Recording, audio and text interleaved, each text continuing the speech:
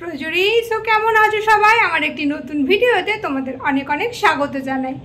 তো আজকে আমি আবারও একটা ছাতার ওপর পেন্টিং করব, সেটা হচ্ছে একটা কালো ছাতার ওপর। তো চলো কাজটা শুরু করা যাক। তো এই কালো ছাতাটা হলো একটা পুরনো ভাঙা ছাতা। হ্যাঁ, তোমরা ঠিকই শুনছো, এটা একটা পুরনো ভাঙা ছাতা। এর একটা শিক ভাঙা আছে। তো পুরনো জিনিস ভাঙা বলে কি সেটা আমি ফেলে দেব? আসলে পুরনো জিনিসের ওপরে কিন্তু আমাদের মায়াটা বেশি হয়। আর পুরনো জিনিস যদি ফেলেই দিতে হয় তাহলে আমার এই হাতটা কি জন্য আছে?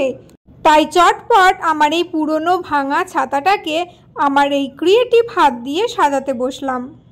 প্রথমে ভেবেছিলাম এর ওপর কলকা করব, কিন্তু তারপর মনে হলো দিন রাতই তো কলকা করছি, একটু অন্য কিছু করা যাক।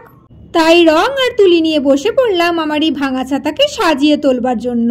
কালো ছাতার ওপর এই নানান রঙের ফুল পাতা অসম্ভব সুন্দর লাগছে, কিন্তু আমিও প্রথমে ভাবতে পারিনি যে এত সুন্দর আউটকাম আসবে। তোমাদের কেমন লাগছে অবশ্যই কমেন্ট করে জানিও। আর আগের ভিডিওটায় এত ভালোবাসা দেওয়ার জন্য তোমাদের অনেক অনেক ধন্যবাদ।